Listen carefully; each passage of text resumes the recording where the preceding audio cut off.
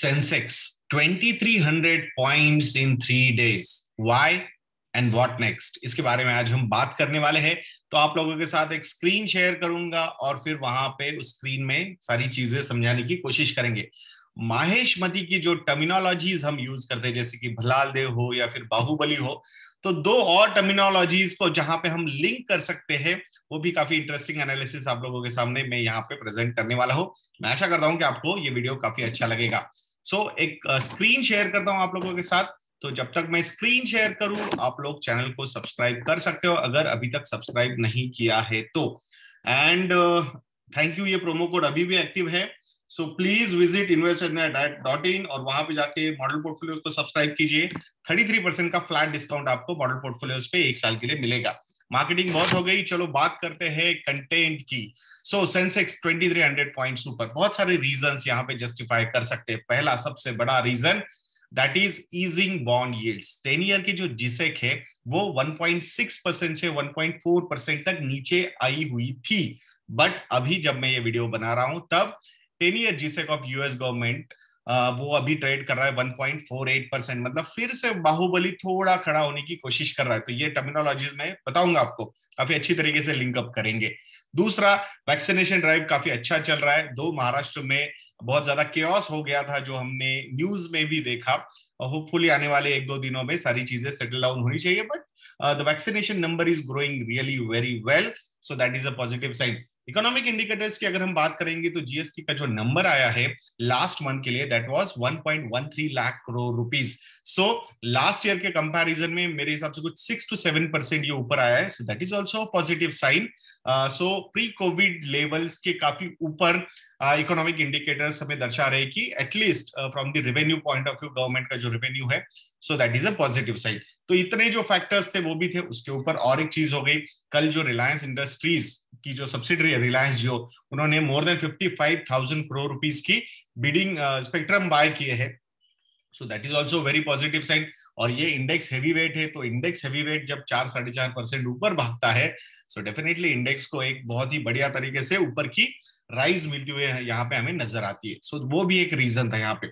But जो हमारा जो थॉट है, टर्मिनोलॉजीज है, महेशमती एम्पायर की हम टर्मिनोलॉजीज यूज करते हैं, जहां पे एक है हमारे पास भल्लाल देव।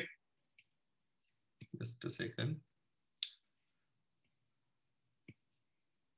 I'll just choose the pens. I'm really very sorry for delaying.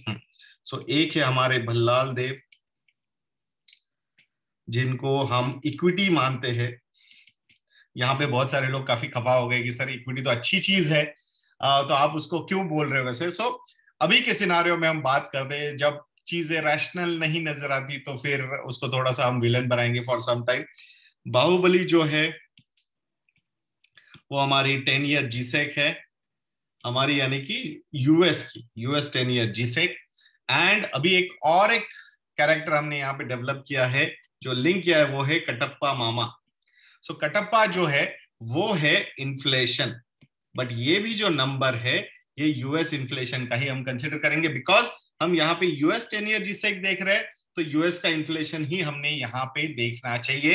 And equity, I think this is a global equity हम बोल सकते हैं वैसे देखा जाएगा तो। All the equity markets are coupled now.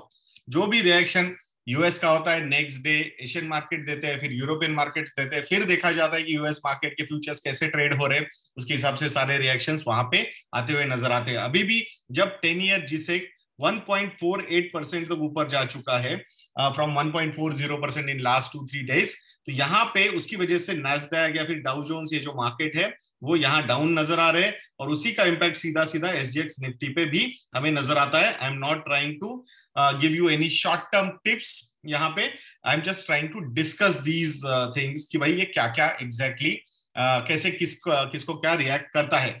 अब द इंटरेस्टिंग पार्ट, जो हमने एक नया टर्मिनोलॉजी यूज किया है वो है कटप्पा मामा इन्फ्लेशन, यूएस इन्फ्लेशन की जो हम बात कर रहे हैं। तो ये जो यूएस इन्फ्लेशन है 2020 में 0.66% तक नीचे गया था, 0.66%।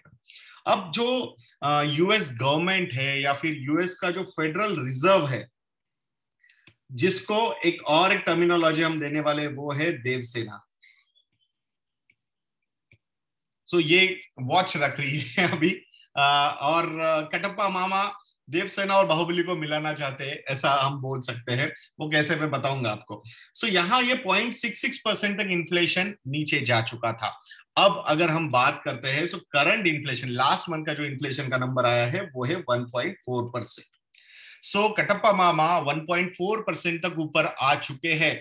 नाउ देवसेना का ध्यान है उस पे, और देवसेना यानी कि फेडरल रिजर्व बोलता है कि भाई अगर इन्फ्लेशन ऊपर आता है, सो इट मींस कि भाई overall economy is doing well, consumption is increasing, demand is increasing. So फिर जो फेडरल रिजर्व है वो अपना एम्यूनिशन क्रिएट करना चाहता है। एम्यूनिशन क्रिएट करना क्या होता है, इसके बारे में बात करेंगे। सो फेडरल रिजर्व नॉर्मली इन्फ्लेशन बढ़ने के बाद जो भी रिजर्व बैंक होगी, जो भी central bank of any state होगी, स्टेट यानी कि कंट्री होगी, तो उसका एक्शन क्या होगा, वो बोलेंगे भाई इंटरेस्ट रेट बढ़ाओ।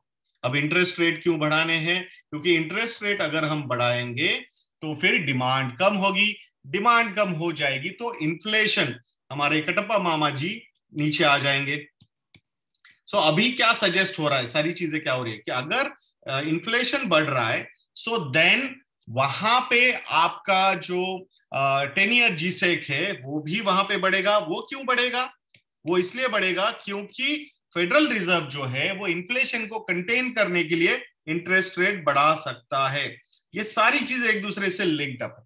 मतलब जैसे बाहुबली 1 ये मूवी हमने देखी थी, जिसमें जो बाहुबली, अमरेंद्र बाहुबली थे, वो हमारे माहिष्मती में आ गए, वो टेस्ट करके चले गए सारी चीजें कि भाई क्या हो रहा है क्या नहीं हो रहा है, और देवसेना को वहां से लेके चले गए। सो इट मीन्स यहाँ पे जो 10 ईयर जीसेक है उसने टेस्ट किया इक्विटी मार्केट्स को। भल्लाल देव का मार्केट देख के वो जाके जाके आए वहां पे और बोला भाई क्या चल रहा है यहाँ पे, सब ठीक है, ओके ठीक है। और फिर वहां से देवसेना को लेके गए, मतलब देवसेना का अल्टीमेटली उन्होंने लेके गए, बट इन दिस हमारी जो फिलोसॉफी है इसमें उस 10 ईयर जिसे के बढ़ने की वजह से फेडरल रिजर्व का ध्यान उधर जाना शुरू हो गया।